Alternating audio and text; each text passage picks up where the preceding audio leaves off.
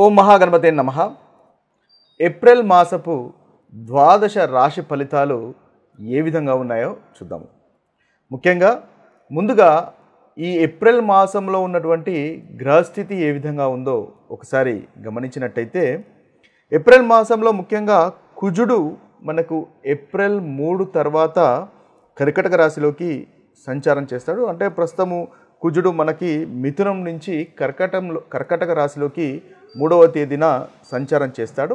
ఇక శుక్రుడు మీనరాశిలో ఉన్నాడు, ఉచ్చ స్థితిలో ఉన్నాడు. అదేవిధంగా మనకి ఏప్రిల్ 13 వరకు వక్రగతిలో ఉంటాడు, అంటే రిట్రోగేట్లో ఉంటాడు.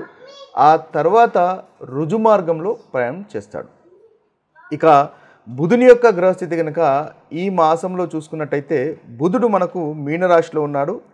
ఏప్రిల్ 7 నుంచి రుజుమార్గంలోకి బుధుడు ప్రయాణం చేస్తాడు.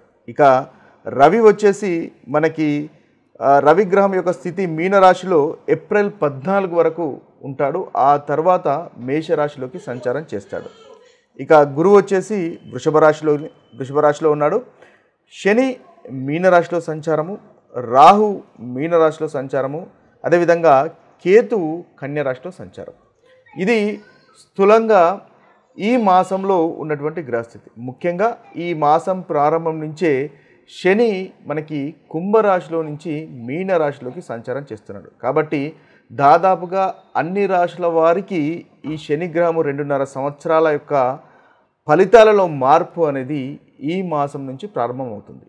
ఇక అది కాకుండా ముఖ్యంగా ఈ 30వ తేదీ రోజు దాదాపుగా షష్టగ్రహ కూటమి కూడా మనకు మీనరాశిలో కలుగుతుంది.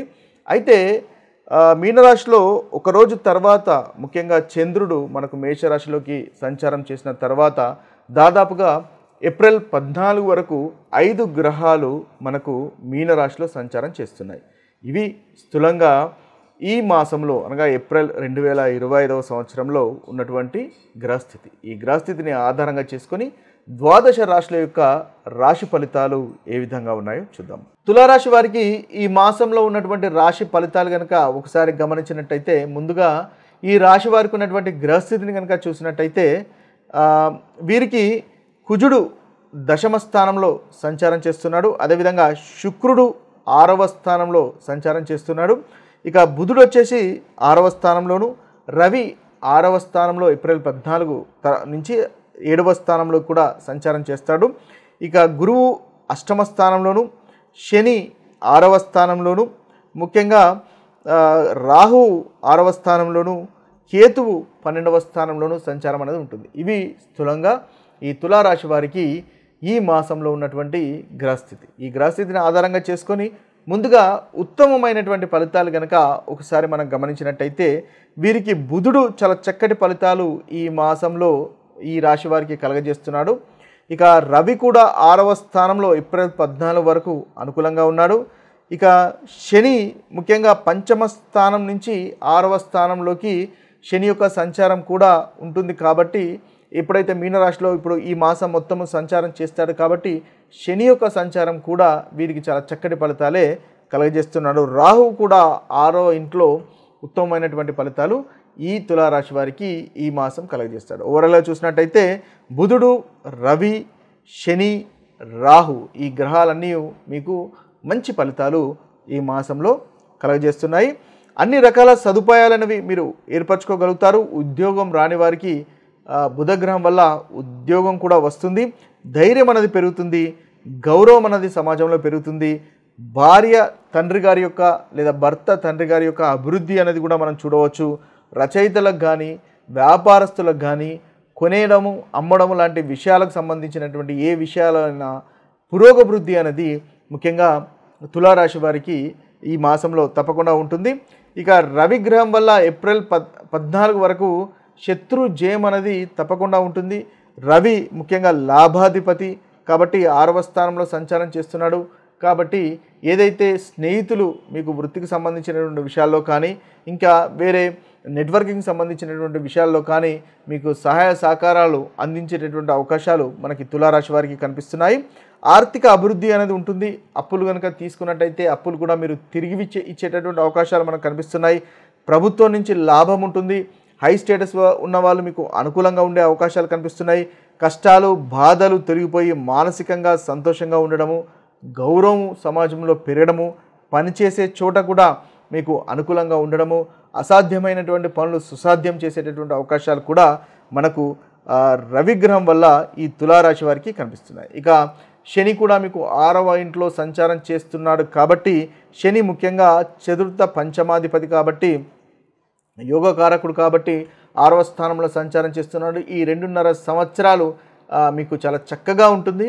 శనిగ్రహం యొక్క సంచారం అనేది చాలా అనుకూలంగా ఉంటుంది. ముఖ్యంగా వృత్తి విషయంలోనూ ఆరోగ్య విషయంలోనూ ఈ 2 విషయాల్లో మీకు చాలా చక్కటి ఫలితాలు అనేవి శనిగ్రహం వల్ల కలుగుతాయి. సంతానంలో కూడా మీ యొక్క సంతానం కూడా చక్కటి ప్రోగ్రెస్ అనేది శనిగ్రహం వల్ల ఈ మాసంలో మీకు సంతాన ప్రోగ్రెస్ కూడా మనకు కనిపిస్తున్నాయి.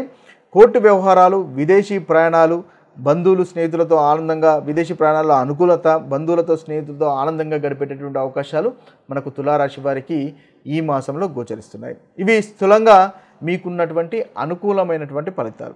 ఇక ప్రతికూలమైనటువంటి ఫలితాలు తులారాశి వారి కనుక చూసినట్టయితే, కుజుడు దశమ స్థానంలో సంచారం చేస్తున్నాడు కాబట్టి, కుజుడు ముఖ్యంగా 2వ అధిపతి, సప్తమాధిపతి దశమ స్థానంలో సంచారం చేస్తున్నాడు కాబట్టి, వృత్తి విషయంలో కూడా కాస్త కుజుని వల్ల కలిగే చిన్న చిన్న ఆటంకాలు కలిగే అవకాశాలు కనిపిస్తున్నాయి. ఆరోగ్య విషయంలో జాగ్రత్త పడండి. తర్వాత శుక్రుని వల్ల కూడా కాస్త శత్రువులు అధికం అవ్వడం లాంటి ప్రతికూలమైనటువంటి ఫలితాలు మనకు తులారాశి వారికి గోచరిస్తున్నాయి. కాబట్టి సంయమనం పాటించి ఓపికగా ఉండడం వల్ల ఉత్తమమైనటువంటి ఫలితాలు మీరు పొందగలుగుతారు. వివాహ ప్రయత్నాలు కాస్త ఆలస్యంగా జరుగుతాయి. ఎప్పుడైతే ఏప్రిల్ 14 తర్వాత నుంచి వివాహ ప్రయత్నాలు కాస్త ఆలస్యంగా జరిగేటటువంటి అవకాశాలు మనకు తులారాశి వారికి కనిపిస్తున్నాయి. తులారాశి వారికి ప్రతికూలమైనటువంటి ఫలితాలు తొలగిపోయి అనుకూలమైనటువంటి ఫలితాలు పెరగాలంటే ముఖ్యంగా హనుమంతుణ్ణి పూజించడం వల్ల ఈ మాసంలో ఈ రాశి వారికి చక్కటి ఫలితాలను కలుగుతాయి. మంగళవారము లేదా శనివారము హనుమంతుని చాలీస పఠించడము లేదా హనుమంతుని పూజించడం వల్ల చక్కటి ఫలితాలు అనేవి కలుగుతాయి. ఇక మనం ముఖ్యంగా గమనించవలసింది ఏంటంటే, మన జన్మజాతకంలో కనుక చక్కటి ఫలితాలు, చక్కటి దశ అంతర్దశలు జరుగుతున్నట్టయితే మీకు మంచి ఫలితాలే అనుభవంలోకి వస్తాయి. ఒకవేళ జన్మజాతకంలో కనుక మీకు దశ అంతర్దశలు అంతగా అనుకూలంగా లేవు అని అనుకుంటే, అదేవిధంగా గోచారంలో కూడా మీకు ప్రతికూలమైనటువంటి ఫలితాలు అధికంగా కలుగుతున్నాయి కనుక అనుకుంటే, అప్పుడు మాత్రమే మీకు ప్రతికూలమైనటువంటి ఫలితాలు అనుభవంలోకి వస్తాయి అని గమనించండి. ఇవి స్థూలంగా రాశి ఫలితాలు. మరొక వీడియోలో మరొక రాశి ఫలితాలతో కలుద్దాము. అంతవరకు సెలవు. సర్వే జన సుజనో భవంతు, సర్వే సుజన సుఖినో భవంతు. నమస్తే.